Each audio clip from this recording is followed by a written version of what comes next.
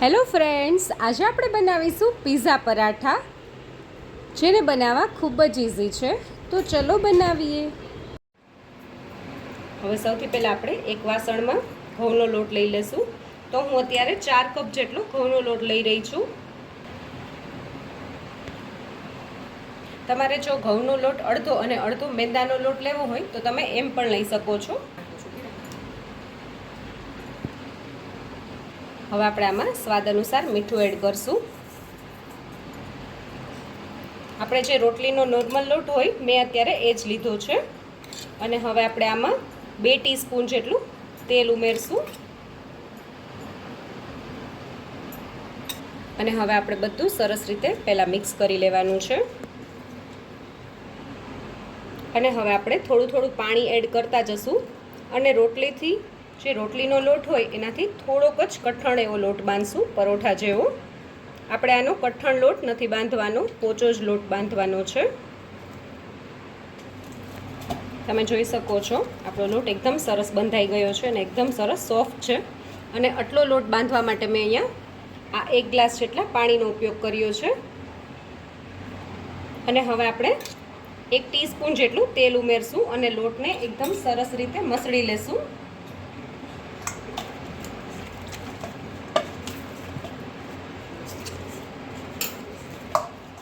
અને હવે આપણે ઢાંકણ ઢાંકીને લોટને 10 થી 15 મિનિટ સુધી રેસ્ટ આપી દઈશું. હવે આપણે પિઝા પરાઠાનું સ્ટફિંગ રેડી કરીએ. તો સૌથી પહેલાં આપણે આમાં કેપ્સિકમ એડ કરશું. એને મેં ઝીણા સમારી લીધા છે. ઝીણી સમારેલી ડુંગળી લઈ લીધી છે. ગાજરને પણ મેં ઝીણું સમારી લીધું છે. મકાઈને પણ મેં બાફીને લઈ લીધી છે. તમારે જો કોબીજ એડ કરવું હોય તો તમે એ બી એડ કરી શકો છો. થોડી કોથમીરને પણ મેં ઝીણી સમારી લીધી છે, એ બી એડ કરી દઈશું આપણે. હવે મેં અહીંયા થોડા ચીલી ફ્લેક્સ લઈ લીધા છે અને થોડો ઓરેગાનો લઈ લીધો છે, એ આપણે એડ કરી દઈશું. તમારી પાસે જો ચીલી ફ્લેક્સ ના હોય અને ઓરેગાનો ના હોય તો તમે થોડું લાલ મરચું બી એડ કરી શકો છો અને મરીનો ભૂકો બી એડ કરી શકો છો. પિઝા સિઝનિંગ બી આમાં એડ કરીશ. અને હવે એની સાથે જ આપણે મોઝરેલા ચીઝ એડ કરશું.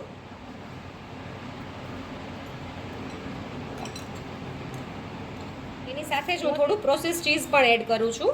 તમારે જો ખાલી પ્રોસેસ ચીઝ જ એડ કરવું હોય તો તમે એ બી કરી શકો છો, અથવા તો ખાલી મોઝરેલા ચીઝ બી એડ કરી શકો છો. અને હવે આપણે આની સાથે જ થોડો પિઝા સોસ બી એડ કરી દઈશું. હું અત્યારે 1 ટેબલસ્પૂન જેટલો પિઝા સોસ લઈ રહી છું. અને સ્ટફિંગ તમારે ત્યારે જ બનાવવાનું કે જ્યારે તમારે પરાઠા બનાવવા હોય, એ પહેલાં સ્ટફિંગ નહીં બનાવવાનું. આપણે બધું મિક્સ કરી લેવાનું છે. અને લાસ્ટમાં આપણે થોડું મીઠું એડ કરી દઈશું.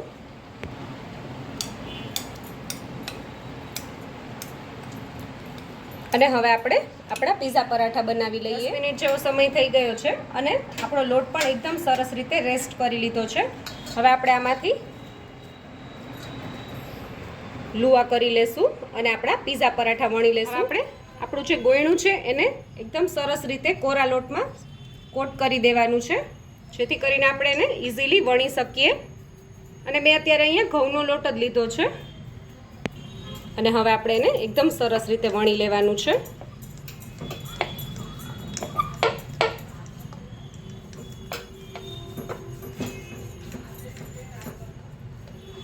તમે જોઈ શકો છો આપણું પરોઠું એકદમ સરસ રીતે વણાઈ ગયું છે.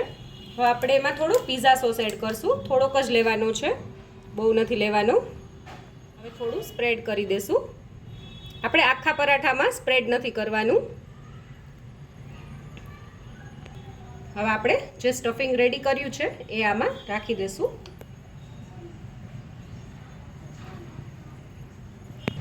હવે આપણે ઉપર થોડું એક્સ્ટ્રા ચીઝ એડ કરી દઈશું, એટલે આપણું પરાઠો એકદમ સરસ ચીઝી થશે. હવે આપણે આપણા પરાઠાની જે કિનારી છે એ સરસ પાણીથી થોડી ભીની કરી દઈશું, જેથી કરીને આપણે આને ઇઝીલી વાળી શકીએ. તો હવે આપણે આને ટ્રાયેંગલ શેપ આપવાનો છે.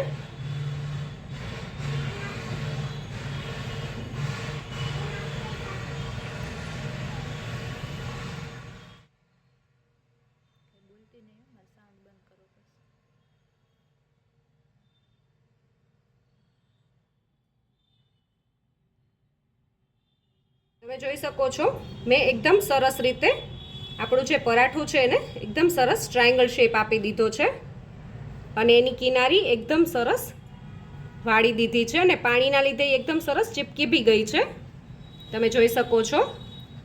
અને હવે આપણે આને થોડું વણી લેશું. એના માટે મેં થોડું પાટલી ઉપર થોડો કોરો લોટ સ્પ્રિંકલ કરી દીધો છે અને હવે આપણે આને થોડું વણી લેશું. આપણે બહુ આના ઉપર વજન નથી દેવાનું, બસ થોડું થોડું હળવા હાથે વણી લેવાનું છે, જેથી કરીને જે આપણે અંદર સ્ટફિંગ એડ કર્યું છે એ એકદમ સરસ બધી સાઈડ સ્પ્રેડ થઈ જાય. તમે જોઈ શકો છો આપણું પરોઠું એકદમ સરસ રીતે વણાઈ ગયું છે. હવે આપણે આને શેકી લઈએ. મેં અહીંયા તવાને ગરમ કરવા માટે રાખી દીધું છે અને હવે આપણે એમાં થોડું તેલ લગાવી દઈશું, જેથી કરીને આપણું પરોઠું ચીપકે નહીં. હવે આપણી તવી એકદમ સરસ ગરમ થઈ ગઈ છે. હવે આપણે પરાઠાને તવીમાં લઈ લઈએ. હવે આપણે પરાઠાને નીચેની સાઈડ 1 થી 2 મિનિટ સુધી આપણે ચડવા દેવાનું છે. 1 થી 2 મિનિટ જેવો સમય થઈ ગયો છે. હવે આપણે સાઈડ ચેન્જ કરી લઈએ. તો તમે જોઈ શકો છો એકદમ સરસ ગોલ્ડન બ્રાઉન ડિઝાઇન પડી ગઈ છે આપણા પરોઠા ઉપર. હવે આપણે થોડું તેલ લગાવી દઈશું